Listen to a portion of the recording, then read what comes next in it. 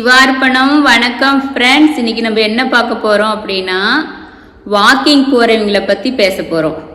இப்போ என்ன காரணம் அப்படின்னா எல்லாத்துக்குமே வாக்கிங் போகிறவங்க போகாதவங்களுக்கு இது மாதிரி அனுபவங்கள் ஏற்பட்டிருக்கும். இப்போ வாக்கிங் போகிறவங்க ஹாப்பியாக பேசிக்கிட்டு போயிடுவாங்க. வாக்கிங் போகாதவங்க அவங்க வீட்டில் இருப்பாங்க இல்லையா, அவங்களுக்கு எப்படி பிரச்சனை, அதனால் அவங்களுக்கு எவ்வளோ டென்ஷன் ஆகுது அப்படின்னு சொல்லிட்டு நம்ம அதை பார்க்கலாங்களா ஃப்ரெண்ட்ஸ். எப்படின்னா வாக்கிங் போனால் உடம்புக்கு நல்லது. டாக்டர் எல்லாருமே சொல்கிறாங்க வாக்கிங் போங்க வாக்கிங் போங்கன்னு சொல்லிட்டு. உடற்பயிற்சி செய்கிறது ரொம்ப சிறப்பு. அப்படி செய்ய முடியாதீங்க, ஒரு வாக்கிங்னாச்சும் போயிட்டு வந்தால் போதும், நல்லது, நீங்கள் அது மாதிரி ஃபாலோ பண்ணுங்கன்னு சொல்லுவாங்க. அது மாதிரி எல்லாரும் இப்போ ஃபாலோ பண்ணுறாங்க. ஆனால் அது எப்படி போகணும்? அமைதியாக வாக்கிங் வந்துட்டு கையை வீசி டாக்டர் அவங்களுக்கு ஆறாறு உடம்புக்கு தகுந்த மாதிரி அவங்களுக்கு பிசியோதெரப்பி டாக்டர் சொன்ன மாதிரி அவங்க வாக்கிங் போகணும். ஆனால் எல்லாரும் சொல்கிறது ஒன்று என்னென்னா, யாரு கூட பேசாத அமைதியாக நீங்கள் பாட்டுக்கு வாக்கிங் போங்க. அப்போ தான் அவங்க உடம்புக்கும் அவங்களுக்கும் ஹெல்த்தி. வாக்கிங் போகிறதாட முழு பயனும் அவங்களுக்கு கிடைக்கும். ஆனால் எல்லாரும் என்ன பண்ணுறாங்க, வாக்கிங் போகிற பேர் வழின்னு சொல்லிட்டு பெரிய குரூப் சேர்த்திக்கிறாங்க. 5 பேர் 10 பேர் 7 பேர் அவங்களுக்கு தகுந்த மாதிரி குரூப் சேர்த்திக்கிட்டு இந்த ரோட்ல இருந்து ஒரு ஸ்ட்ரீட்டில் போகிறாங்கன்னு வச்சுக்கோங்க. இந்த ரோட்டில் இருக்க இதுலேருந்து இது வரைக்கும் க்ளீனாக போடுவாங்க. வண்டி வந்தால் கூட ஒதுங்கி போகிறதுக்கு இல்லாத, சேஃப் இல்லாத.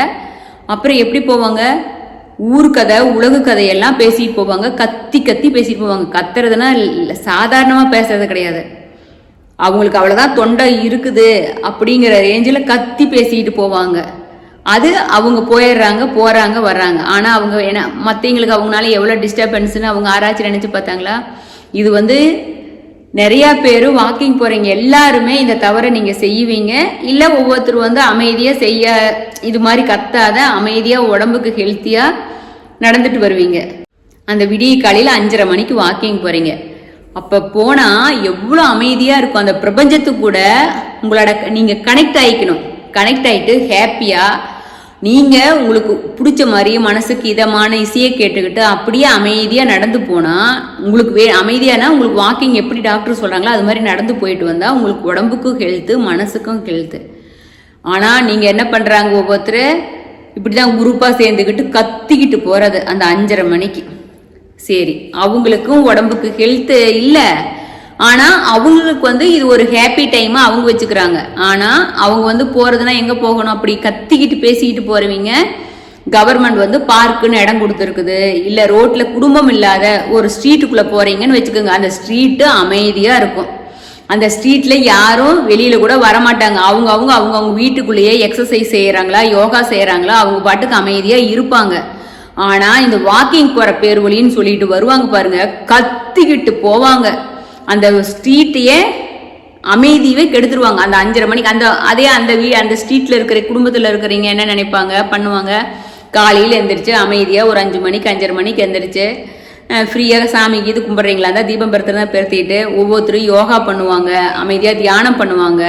அது மாதிரி இருக்கலான்னு டைமில் அவங்க வீட்டில் நிம்மதியாக இருக்கலான்னு டைமில் நீங்கள் வாக்கிங் போகிற பேர் வழின்னு சொல்லிட்டு அந்த குடும்பம் அந்த ஸ்ட்ரீட்டில் இருக்கிறவங்கெல்லாம் டென்ஷன் ஆகிற அளவுக்கு பண்ணிடுவீங்க.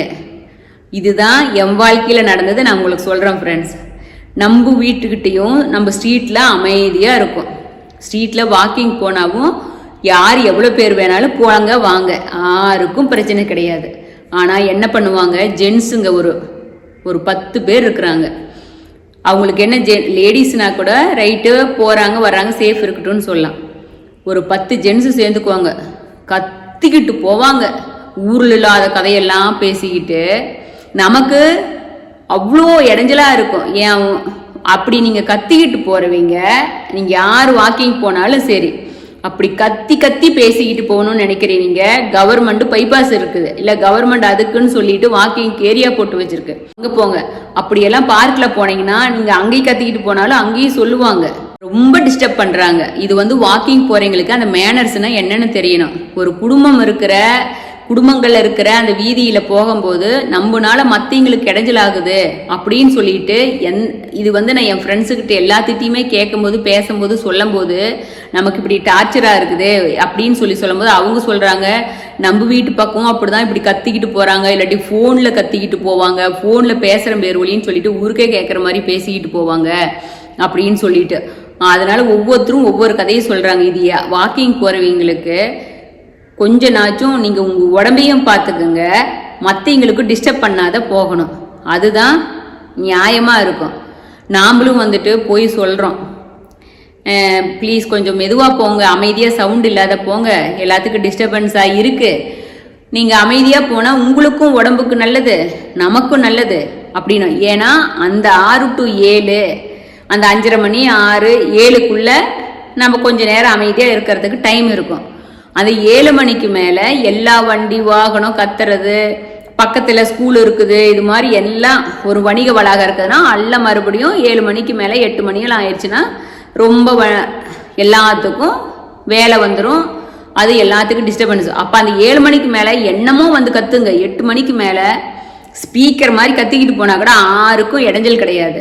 ஆனால் தயவு செஞ்சு ஃப்ரெண்ட்ஸ், வாக்கிங் போகிறீங்க, நீங்கள் வாக்கிங் போய் இந்த தவறு செஞ்சீங்கன்னா 2வது வந்து அவங்க 1 தடவை சொல்லி பார்ப்பாங்க, 2 தடவை சொல்லி பார்ப்பாங்க, 3வது தடவை மனசு வெறுத்து போய் சி அப்படின்னு சொல்லிட்டு, ஒன்று சாமி மேலே நம்பிக்கை இருக்கிறவங்க, சாமி எனக்கு இத்தனை மாதிரி டென்ஷனாக இருக்குது நீயே பார்த்துக்கோ அப்படின்னு சொல்லுவாங்க. இல்லாட்டி ஒவ்வொருத்தரும் சாப்பிடுவாங்க, சி இவனுங்கெல்லாம் இப்படி போகிறாங்க, நம்ம எல்லாத்துக்கும் டிஸ்டர்ப் பண்ணிட்டு போகிறாங்கன்னா அவங்க ஆறாறு அவங்கவுங்க மனசுக்கு தகுந்த மாதிரி வாக்கிங் போகிறவங்களுக்கு சாப்பிடுவாங்க. நீங்கள் வாக்கிங் போகிற பேர் வழின்னு கத்திக்கிட்டு பேசிக்கிட்டு போனால் உங்கள் உடம்புக்கும் அது நல்லதில்லை. நீங்கள் வாக்கிங் போன அர்த்தமே கிடையாது. 2வது இது மாதிரி சாமி கிட்ட, ஏன்னா அவங்க கேட்க முடியாது, சொன்னால் கேட்க மாட்டாங்க அப்படின்னு நினைக்கிறவங்க இப்போ பிரபஞ்சத்துக்கிட்ட சொல்லுவாங்க. அப்போ அந்த பிரபஞ்சம் வந்து உங்களை வந்து அந்த வாக்கிங் போகணுமா வேண்டாமா, உங்களுக்கு நேரங்கள் வரும்போது அவங்களுக்கு ஏதோ ஒரு இது வரும். அது எல்லாமே அதனால உங்ககிட்ட தவறு இல்லைன்னா யாருமே எதுவும் நினைக்க மாட்டாங்க. நீங்கள் பாட்டுக்கு ஹாப்பியாக வாக்கிங் போகலாம், அவங்க கம்முன்னு இருப்பாங்க. அப்படி கத்தி பேசிக்கிட்டு போகிறவங்க யார் வாக்கிங் போனீங்கனாலும் சரி. இப்போ நான் ரொம்ப வாக்கிங் போகிறவங்கனால நான் ரொம்ப கஷ்டப்படுறேன்.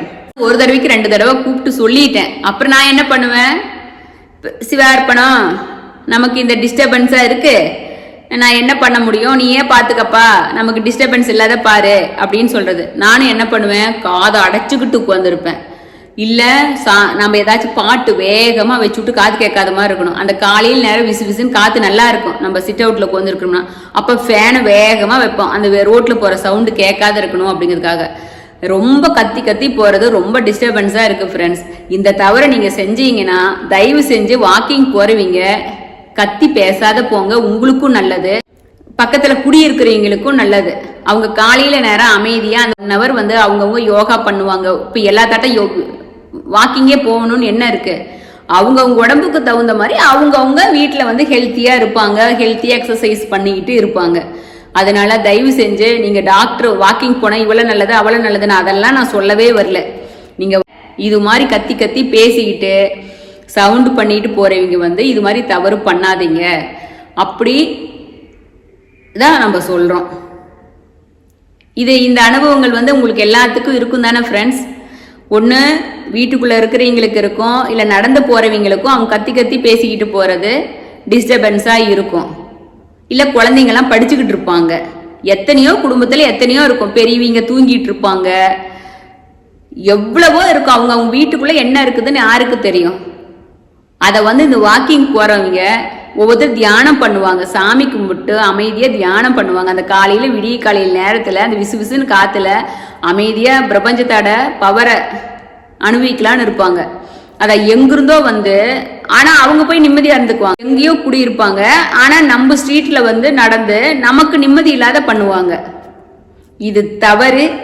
அப்படி யாராச்சும் நீங்கள் இந்த வீடியோ பார்க்குறீங்க, இதை பண்ணுனீங்கன்னா கத்தி பேசிக்கிட்டு போய் எல்லாத்துக்கும் டிஸ்டர்பன்ஸாக இருக்குதுன்னா கொஞ்சம் சேஞ்ச் பண்ணிக்கிங்க. லேடிஸ் ஆர் ஜென்ஸ் 2 பேருமே தான் நம்ம இப்போ சொல்கிறோம். மாதிரி இருக்கிறீங்க, சேஞ்ச் பண்ணிக்கிங்க அப்படின்னு சொல்லிட்டு நம்ம சிவார்ப்பணம் 6161 சேனல் கேட்டுக்கிறோம். அதனால உங்கள் உடம்பு ஹெல்த்தியாக இருக்கிறதுக்காக தான் போகிறீங்க. சவுண்ட் இல்லாத அமைதியாக போய் மற்றவங்களுக்கும் அமைதியை கொடுங்க. Okay, thank you friends. சிவார்ப்பணம்.